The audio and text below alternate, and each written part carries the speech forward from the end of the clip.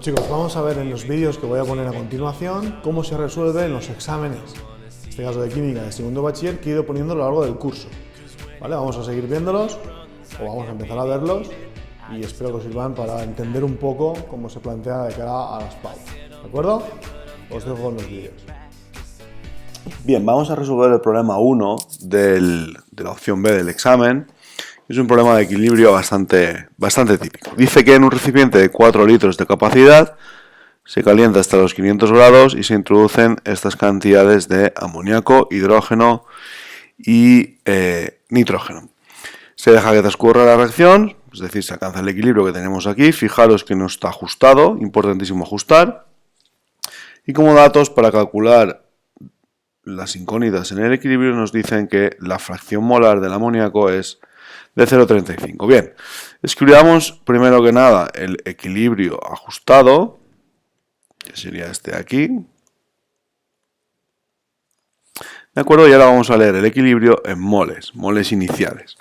¿Cómo sacamos los moles iniciales? Bueno, dividimos cada una de estas cantidades entre su masa molar. ¿De acuerdo? La del hidrógeno es 2, la del nitrógeno es 28 y la del amoníaco es 17. Con lo cual nos dan estas cantidades como moles iniciales. Y por tanto los moles en equilibrio serán 3 menos 3x, 2 menos x y 0,0118 más 2x. De aquí podemos sacar que el número de moles totales en equilibrio, que es la suma de estas cantidades, resulta ser de 5,0118 menos 2x. Por tanto, si la fracción molar del amoníaco en el equilibrio es 0,35, la fracción molar son moles de un elemento o de un compuesto dividido entre los moles totales. 0,0118 más 2x dividido entre 5,0118 menos 2x. Y a partir de esta ecuación podemos sacar la x, que será de 0,645 moles. Fijaros que en ningún momento me he planteado calcular la Q para saber si el equilibrio se desplaza a derecha o a izquierda, porque tengo datos de los 3 compuestos que lo forman. No me lo he planteado primero porque no tengo datos de una K para comparar, y segundo porque las cantidades que tengo iniciales, fijaros, en comparación con estas, son del orden de 100 veces superior, con lo cual el equilibrio lógicamente va a desplazarse a derecha, que es como lo he planteado yo. Bien, una vez tenemos la X, podemos calcular, por ejemplo, las concentraciones de cada una de las especies en el equilibrio, para así poder calcular la K sub C y posteriormente la K sub P. Vamos a hacerlo.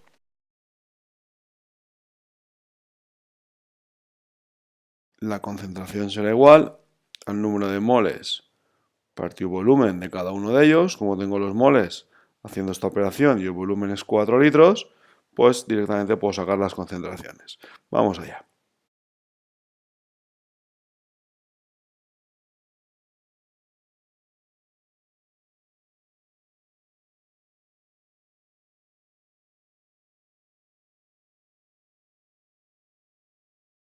Por lo tanto, una vez tengo ya las calculadas las concentraciones, puedo calcular la K sub C. La K sub C, si vemos el equilibrio, será la concentración de NH3 al cuadrado dividido entre la concentración de hidrógeno al cubo por la concentración de nitrógeno. Si colocamos estos valores aquí, nos da una K sub C de 264,87. Como siempre, podemos poner las unidades o no. En caso que la quisiésemos poner, sería molar a la menos 2. ¿De acuerdo? Como también nos piden la K sub P, sabemos que K sub P es igual a K sub C por R por incremento de N, donde incremento de N son moles de gas de productos menos moles de gas de reactivos. Es decir, 264,87 por 0,082 por 500 elevado a menos 2, y esto nos da una K sub P de 0,158, y si queremos poner unidades, atmósferas a la menos 2. ¿De acuerdo? Ya hemos calculado el apartado A, que es lo que más carga de cálculo lleva, porque ahora las presiones parciales las podemos calcular de la siguiente forma. La presión del nitrógeno, por ejemplo, será igual a la concentración de nitrógeno que hemos calculado antes por R por T. De la misma forma, la concentración de amoníaco será igual, la presión parcial de amoníaco será igual a su concentración por R por T, y la presión de hidrógeno será igual a la concentración de hidrógeno por R por T. Si colocamos valores nos va a dar lo siguiente.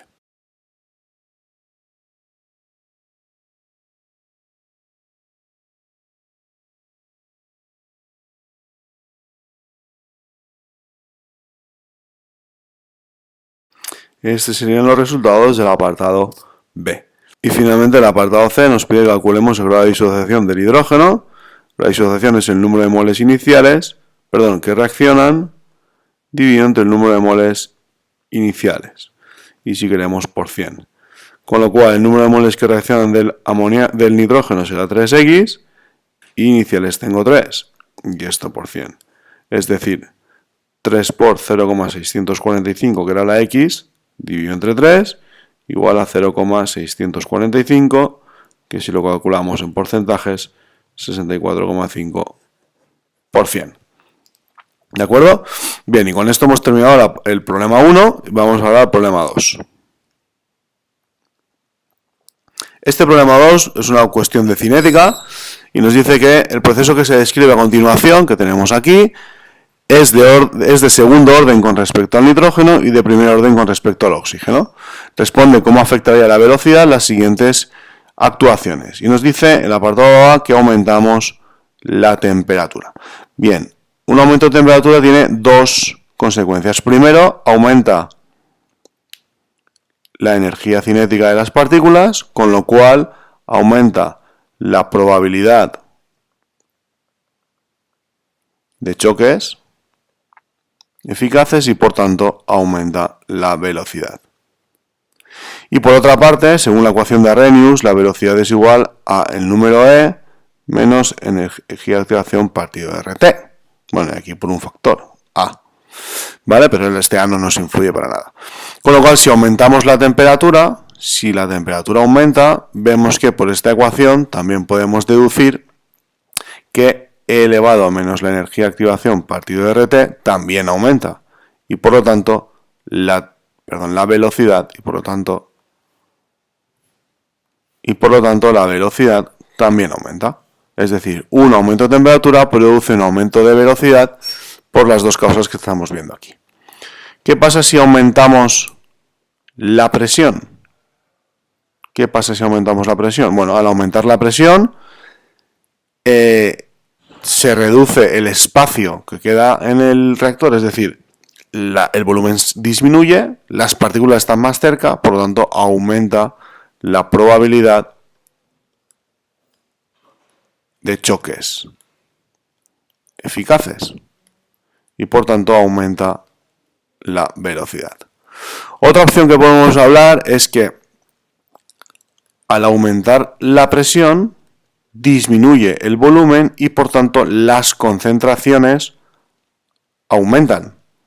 ¿De acuerdo? Si las concentraciones aumentan y la velocidad nos dice esta fórmula que es una constante por concentración de NO2 por concentración de O2, donde la concentración de NO2 está elevada a 2 porque es de segundo orden y esta es de primer orden, si disminuimos el volumen, ¿vale? Vemos que aquí está el volumen disminuido, la concentración aumentará al cuadrado, ¿vale? Porque al disminuir el volumen lo aumentamos al cuadrado, ¿sí? Con lo cual la velocidad respecto a la presión no aumenta de manera lineal, sino que aumenta de manera exponencial, como tenemos en esta ecuación, ¿vale? Y finalmente C, si añadimos un catalizador a la reacción, lo que estamos haciendo es disminuir la energía de activación. Y como disminuimos la energía de activación por la ecuación de Arrhenius que vemos aquí arriba, la velocidad también aumenta. ¿Sí? Bastante sencillo, ¿verdad? Bien, vamos al apartado B. El apartado B nos dice que en la reacción que hemos hablado antes, el oxígeno molecular de un determinado momento se está consumiendo a esta velocidad. ¿Qué vamos a utilizar? Bueno, nos pide que calculemos la velocidad en cada uno de los compuestos que tenemos ahí. ¿Sí? ¿Qué vamos a utilizar? Pues la ecuación general de velocidad. Velocidad en este caso será igual a menos un cuarto por la derivada de la concentración del dióxido de nitrógeno con respecto al tiempo, que será igual a menos 1 partido 1 por la derivada de la concentración del oxígeno con respecto al tiempo, igual a más 1/2 de la derivada de la concentración de N2O5 partido respecto al tiempo.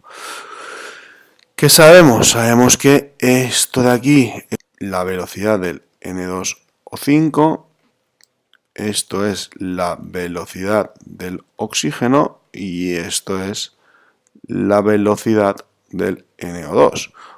Bien, ya podemos responder al apartado A. 1 por 0,024, que es el dato que me da el problema, fijaros que cambio el signo, menos por menos más, será igual a 1/2 por la velocidad del N2O5. Y de ahí deducimos que la velocidad del N2O5 es 2 por 0,024, que es 0,048 molar partido segundo.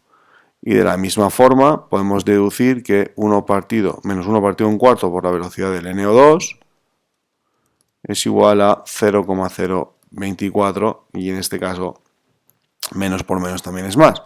Con lo cual la velocidad del NO2 será igual a 0,096 molar partido segundo. ¿De acuerdo? Y con esto hemos respondido también a la segunda cuestión del examen. Bueno, vamos ahora a hablar del problema número 3 del examen.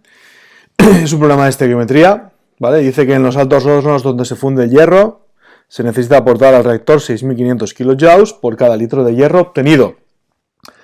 Para obtener esa energía se realiza la combustión de propano, que tenemos aquí la reacción. Vemos que la reacción es exotérmica, ¿verdad?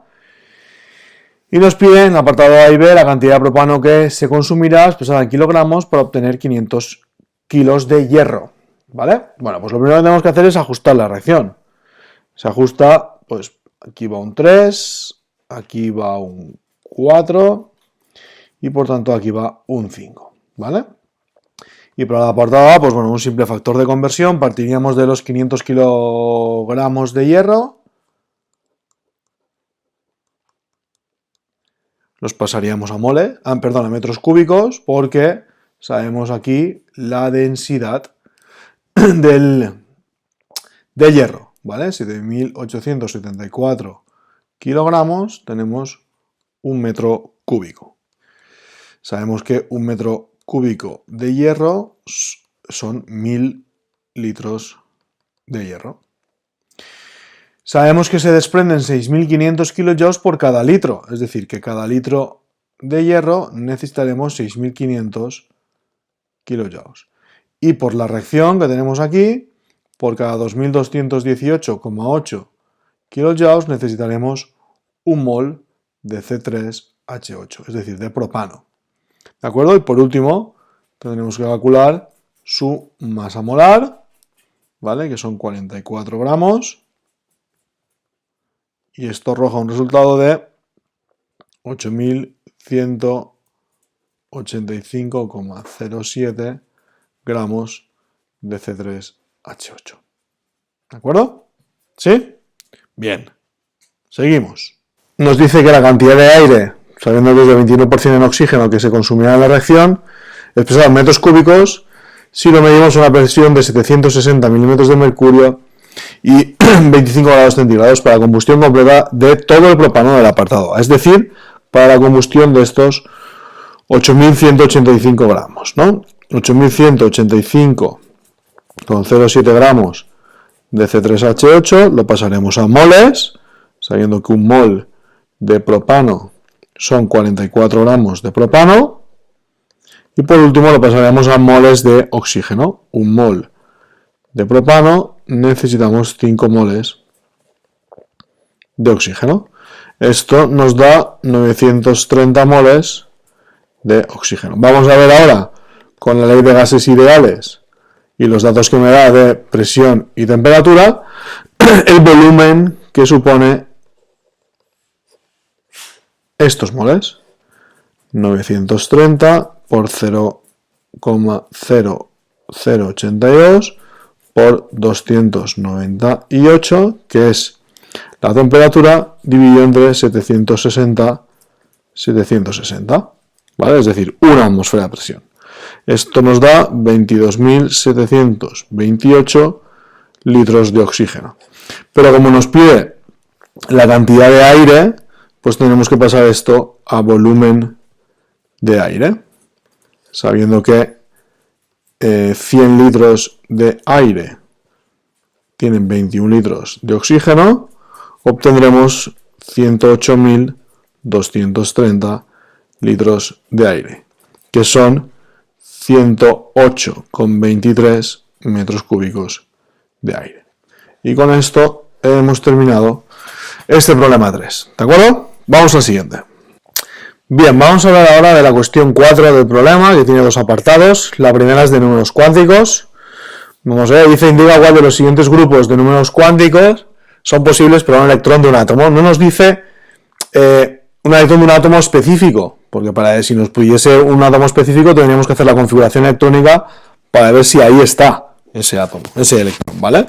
En este caso no. Bueno, pues simplemente tenemos que ver si cumple con todos los principios: principio de prioridad de los estados de mínima de energía, principio de máxima multiplicidad de Hund y, en fin, principio de exclusión de Pauli. Todos estos nos tiene que dar para poder saber si la terna esta es correcta o no. Bien, ¿esto qué nos dice? Nos dice que el número cuántico n, número cuántico principal, puede ir desde 1 hasta infinito, ¿vale? En principio podemos tener infinitos estados de oxidación. No son números negativos, por tanto, este primer número cuántico es correcto. El número cuántico secundario, L, puede ir desde 0 hasta n-1, con lo cual 2 entra dentro de estas posibilidades. El tercer número cuántico, m sub L, puede ir desde menos L, pasando por 0 hasta más L, indica la orientación del orbital. Como está el 2 aquí como L, m sub L puede ser 2, 1, 0, menos 1 y menos 2. El 0 es correcto. Y por tanto, el último, el número cuántico de spin, puede ser más un medio, menos un medio, en este caso es positivo, con lo cual cumple todas estas normas. Este orbital es el 4D, que también me lo pide. ¿De acuerdo? Vamos al siguiente, que nos dice que es el 3, 3, 2, menos un medio. Bueno, pues ya podemos decir que este no es correcto. Esta combinación no es correcta porque aquí el número cuántico L tiene que llegar hasta n-1 como máximo. Entonces, si n es 3, como máximo podría ser un 2. Esta no es correcta. La siguiente, 2, 0, 1, un medio, pues estamos en algo similar, pero aquí. ¿Vale? M sub L solo puede ir desde menos L hasta L. Si la L aquí es 0, este número cuántico solo podría ser 0. Por lo tanto, tampoco es correcta. La siguiente sería 3, 2, menos 2 y menos un medio. Vemos que n es correcto, L puede ir hasta n-1 también, m sub L desde menos 2 hasta 2 también es correcto, y por último m sub S menos un medio pues también es correcto. Y esto se trata de un orbital 3D, ¿vale? Y por último 2, 0, 0 menos un medio, también podemos deducir que n puede tomar cualquier valor positivo mayor que 1 o mayor o igual que 1, es correcto. M sub L puede ir desde 0 hasta n menos 1, el 0 estaría bien. M sub L desde menos L hasta más L, si es 0, está bien. Y por tanto M sub S puede ser más un medio menos un medio, en este caso menos un medio, también es correcto. Y estaríamos ante un orbital 2S. Y si los tenemos que ordenar en orden creciente de energía, acordaos que tenemos la regla n más L para ordenarlos en orden creciente de energía. A mayor n sub L, mayor energía. Y en caso de empate, será más energético el que mayor n tenga. En este caso tenemos que el orbital 2S será menos energético que el 3D y menos energético que el 4D. Y con esto hemos respondido a la pregunta A.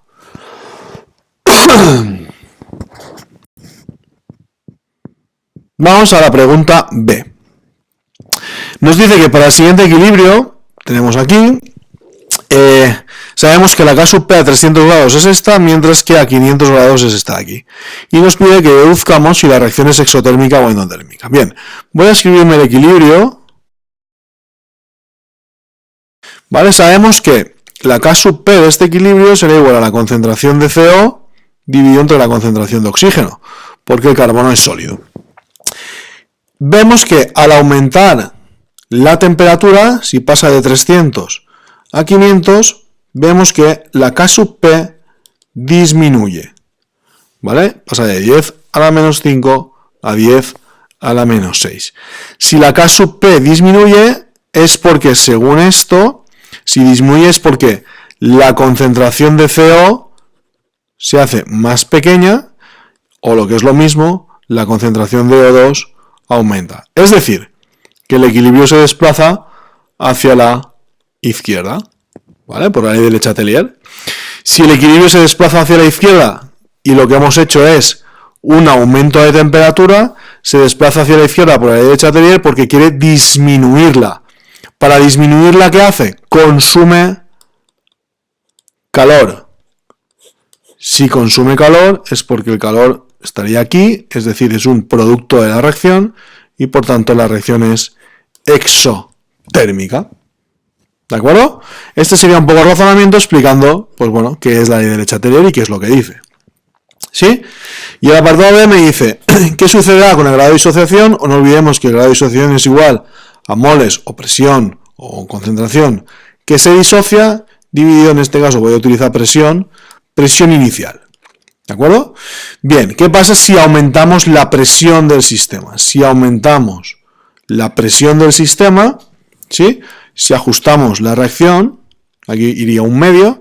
Si aumentamos la presión del sistema, el equilibrio, según la ley de Chatelier, tendería a disminuirla y para ello se desplaza hacia donde menos moles de gas haya. Es decir, se desplaza hacia la izquierda, ¿verdad? Porque aquí hay un medio mol de gas y aquí hay uno entero. Si yo aumento la presión, el equilibrio tendrá a disminuirla, se desplaza hacia allá. Con lo cual, la cantidad que se disocia disminuye. Es decir, disminuye esta X. Si disminuye el numerador y esto, la presión inicial, se mantiene constante, el grado de disociación disminuirá. ¿De acuerdo? ¿Sí? Bueno, pues con esto hemos respondido también al apartado o a la pregunta 4 del examen. Vamos a responder ahora, a continuación, a la pregunta número 5. Bien, la pregunta número 5 es una pregunta con 3 apartados. ¿Vale? Los tenemos aquí. Y el primero es una pregunta de formulación bastante sencilla. Nos dice que formulemos el fenilpentiléter. Bueno, pues en este caso, un fenil, grupo funcional éter, y CH2, CH2, CH2, CH2, CH3 hasta el pentil. Fenilpentil éter. Nos pide que formulemos también este compuesto. Vemos que se trata de un éster, ¿vale? Concretamente el propenoato de isopropilo, ¿vale? Este es el grupo iso. Seguimos por aquí. Este es el silicato de amonio.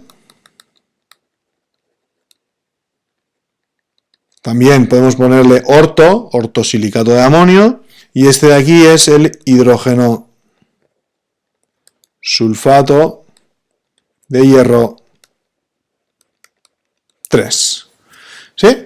Bien, vamos a la pregunta 2, apartado B, que nos pide que determinemos la solubilidad de una disolución de fosfato de bario saturada que se forma al mezclar 125 ml de cloruro de bario 0,06 molar con 1,5 por 10 a menos 3 gramos de ácido fosfórico, sabiendo que la KPS es esta. Es decir, yo tengo este equilibrio, ¿vale?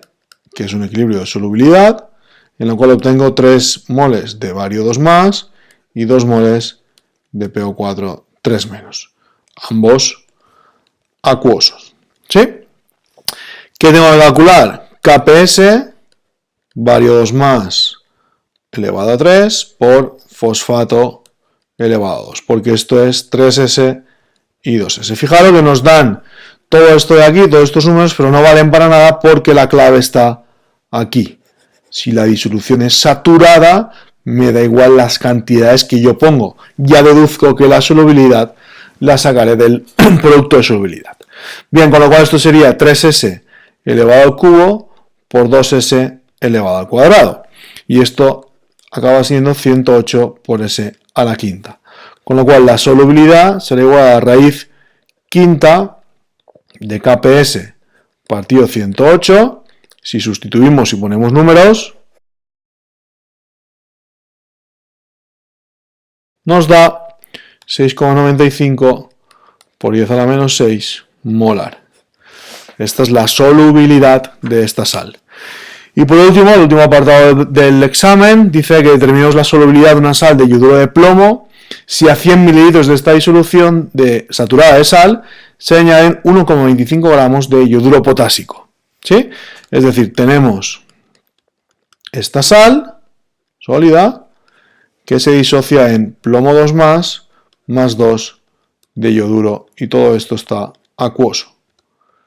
Bien, se trata de un problema de ion común, en la cual yo tendré S de aquí, o S' en este caso, ¿vale? Porque la solubilidad cambia, pero para no liarnos voy a dejarlo como S, ¿sí? Y aquí tendré dos veces la solubilidad más la concentración de yoduro que le entra por aquí.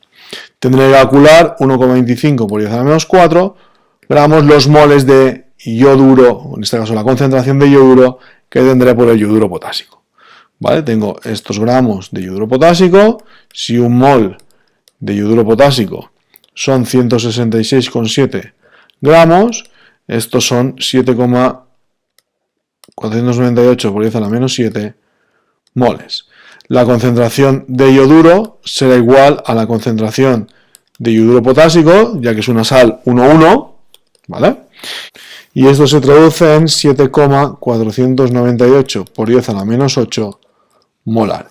Es decir, aquí va 7,498 por 10 a la menos 8. ¿De acuerdo? Con lo cual la KPS ahora será igual a la concentración de plomo por la concentración de yoduro al cuadrado. Es decir, S por 2S más, si esto lo multiplicamos por 2, ¿sí? 2 por 7,498 por 10 a la menos 8 al cuadrado. Y esto nos da una KPS que es la misma que tenemos aquí como dato. A partir de ahí sacamos la S, una operación matemática, ecuación de segundo grado, y nos da una solubilidad de 3,229 por 10 a la menos 5 molar. Y con esto hemos terminado este problema y por tanto este examen.